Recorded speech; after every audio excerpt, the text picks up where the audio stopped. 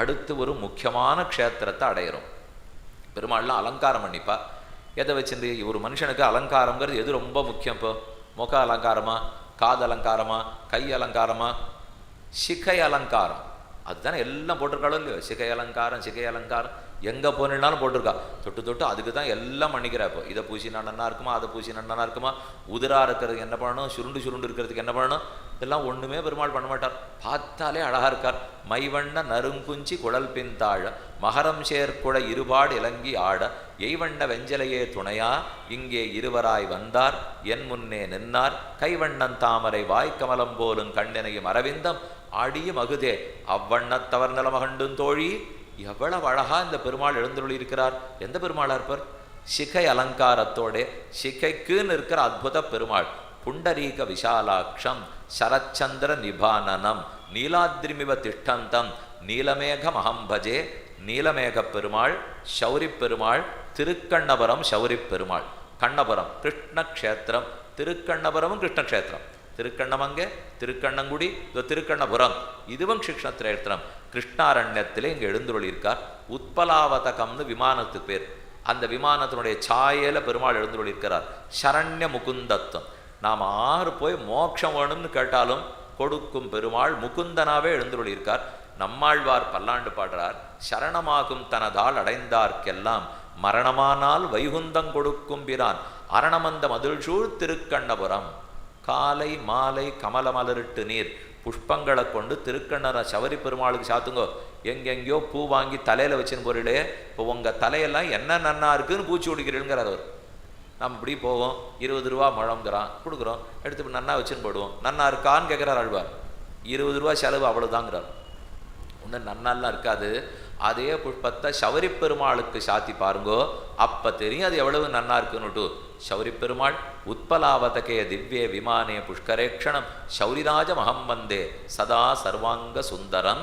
திருக்கண்ணபுரம் சவரி பெருமாள் நன்னிலத்திலிருந்து நாகப்பட்டினம் போகும் பாதை. அதில் நடுவில் திருப்புகலூருங்கிற ஊர்.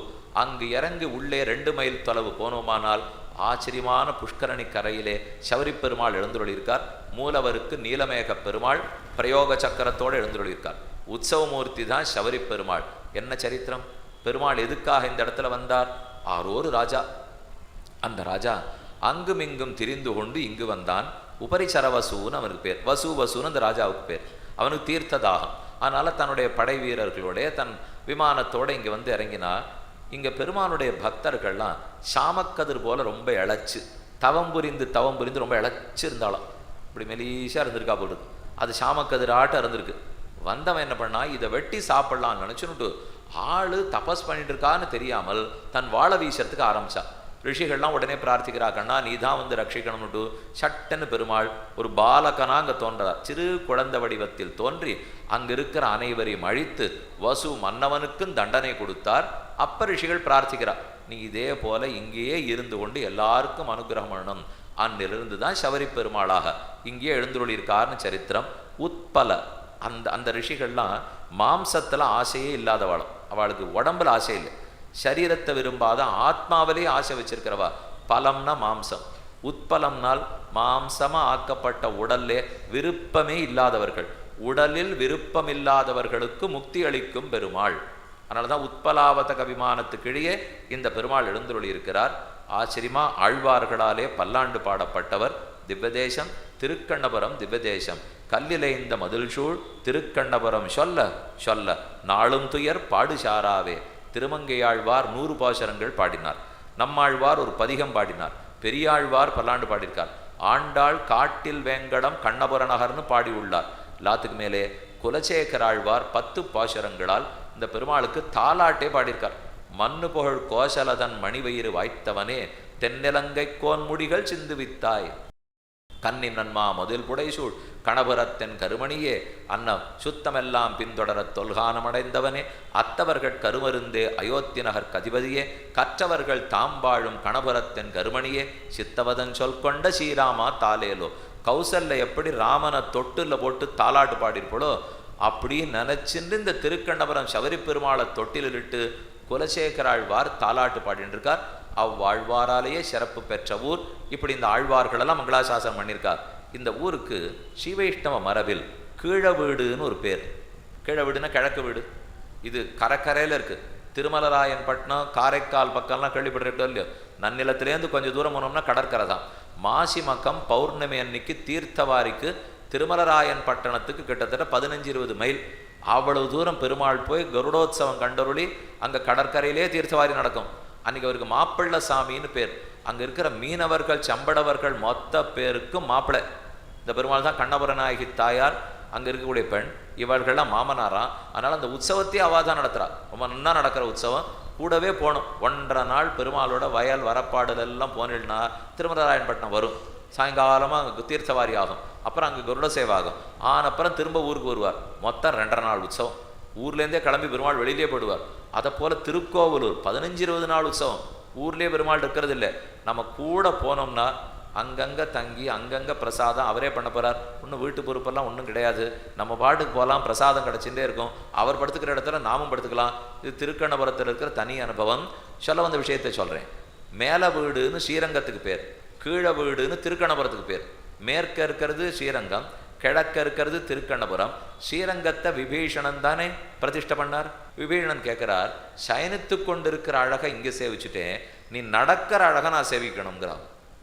பெருமாள் சொன்னார், அது மேலே வீட்டில் வேண்டாம், கீழே வீட்டுக்கு வா, திருக்கண்ணபுரத்துக்கு வா, உனக்கு நடந்து காட்டுறேன்னுட்டு இன்னைக்கும் அமாவாசை தோறும் இந்த பெருமாள் கைத்தலத்தில் எழுந்துருவார். அப்படின்னா பல்லக்கு கிடையாது, படிச்சட்டம் கிடையாது, சின்னது கைத்தலத்திலே இருந்து 4 சுவாமிகள் கையிலே எழப்பண்டு வருவார். விபீஷணனுக்கு சன்னதி இருக்குங்க. இந்த பெருமாள் வெளியில் வந்துட்டு விபீஷணன் சன்னதியை நோக்கி திரும்புவார். அவனுக்கு தரிசனம் கொடுத்துட்டு தான் உள்ளே போவார். இதன் அவன் பிரார்த்தனை. உன்னுடைய நடையழக சேவிக்கணும்னு தான் அவர் கேட்டுருக்கார். அதனால் அமாவாசைதோறும் நடக்கிறார். உற்சவத்தில் 10 நாள் உற்சவத்திலையும் நடந்து காட்டுகிறார். இந்த க்ஷேத்திரம் அஷ்டாட்சர க்ஷேத்திரம். அஷ்டாட்சரம் இந்த விமானத்துக்கு ஒரு தனி சிறப்பு. நம்ம விமானத்தை எங்கிருந்துமே சேவிக்க முடியாது. இந்த கோவில் விமானத்தை பார்க்கணும்னு ஆசை இருக்குமோ இல்லையோ, சேவிக்கவே முடியாது. பின்னாடி திருமங்கை ஆழ்வாருடைய சன்னதி இருக்குது. தெருவில் மாட வீதியில் திருமங்கை ஆழ்வார் சன்னதிக்கு போகணும். போய் அங்கிருந்து ஒரு கோணத்தில் சேவிச்சா மட்டும்தான் அந்த விமானத்தை சேவிக்கலாம். அதன் நிழலே வெளியில் எங்கேயும் விடாது. அது தனக்குள்ளேயே தான் நிழல் விழுந்துக்கும். இதெல்லாம் இந்த திருக்கணவரம் சௌரி பெருமாளுக்கு ஏற்றான். ஏன் அது அஷ்டாட்சர விமானம்னு சொல்கிறாள்னால், திருமங்கை ஆழ்வாருக்கு 8 எழுத்து மந்திரத்தின் பொருளை சொன்னவரே திருக்கண்ணபுரம் சௌரி பெருமாள் தான். மற்றெல்லாம் பேசிலும் நின் திருவெட்டெழுத்துங் கத்து நான் கண்ணபுரத்துறை அம்மானே உற்றதும் உன் அடியார் கடிமை. இதைத்தான் நான் தெரிஞ்சுட்டேன். 8 எழுத்து மந்திரமாம் நமோ நாராயணாயாங்கிற மந்திரம். பிரணவத்தோட 8 எழுத்துகள். அதை திருமங்கை ஆழ்வாருக்கு உபதேசித்த பெருமாள் இந்த பெருமாள் தான். அவர் என்ன தெரியுமோ சௌரி சாத்தின்னு இருக்கார். கொண்டை சௌரி கொண்டையில் ரொம்ப நன்னா இருப்பாராம். அதுக்கு ஒரு சுவையான செய்தி இருக்குது. அந்த கோவில் அர்ச்சகருக்கு ஒரு காதலி. பெருமாள் ராத்திரி கதவு சாத்த போகிறார். அவள் சேவிக்க வந்தா. பெருமாள் சாத்தின் அந்த புஷ்பத்தை அவளுக்கு கொடுத்துட்டார். அவள் வீட்டுக்கு எடுத்துன்னு போயிட்டான். சோதனையாக அந்த தேசத்து ராஜா அப்புறம் தரிசிக்கிறதுக்கு வந்தான். அவனுக்கு மாலை போடணும். இவர்கிட்ட மாலை இல்லை. ஏன்னா அவள்கிட்ட மாலையை கொடுத்து அனுப்பிச்சுட்டார். அவன் பிரதட்சணம் வர்றதுக்குள்ளே ஒரு பிள்ளையை அனுப்பிச்சார். போய் அவள்கிட்டேருந்து மாலையை வாங்கிட்டு வான்னுட்டார். மாலையை கொடுத்து அனுப்பிச்சுட்டா. ஆனால் அவதற்குள்ளே அதை தலையில் சூட்டின்னுட்டா. கழட்டி கொடுத்தாலும் இல்லையோ ஒரு தலைமயிர் ஓட்டின்னு வந்துடுது. வந்தத்துக்கு ராஜாவுக்கு இவர் மாலை போட்டார். ராஜா மாலையை பார்த்தா தலைமயிர் ஓட்டின்றது. பிடி யார் அவர் தலைமையரோட எனக்கு மாலை போடுறார். நான் ராஜா என்னன்னு விசாரிக்க போனார். அப்போ வேணும் இந்த அர்ச்சகர் பெருமாள் திருவடியில் விழுந்து பிரார்த்திச்சுன்னுட்டு ராஜா விசாரணைக்கு பதில் சொல்கிறார். பெருமானுடைய தலைமுடி தான் அந்த மாலையில் ஒட்டின்றதுன்னுட்டார். இது அவளுடைய தலைமுடி. ஆனால் அவர் சொல்கிறச்சே பெருமாளுடைய தலைமையர் தான் ஒட்டின்றதுன்னா நாளைக்கு கார்த்தால விசாரணை. நான் நிஜமாவே இந்த பெருமாளுக்கு தலைமையர் இருக்கான்னு இழுத்து பார்க்க போகிறேன்ட்டான் ராஜா. மறுநாள் கார்த்தால வந்தான். தலைமயிரை இழுத்து பார்க்க நிஜமாவே இங்கேருந்து ஒரு பொட்டு ரத்தம் துளித்தது. ஓ, நிஜமா சௌரி வச்சுருக்கார் போல் இருக்கு இந்த பெருமாள். அர்ச்சகர் போய் சொல்லலை. ஏன்னா அர்ச்சகர்னு திருவடியை பற்றி நீ தான் சரண் என்னை காப்பாத்துன்னு சொல்லிட்டா விட்டுவிட முடியுமா? கூட இருக்கிறவாளை விட்டுட்டா நாளைக்கு யார் பூஜை பண்ண வருவா?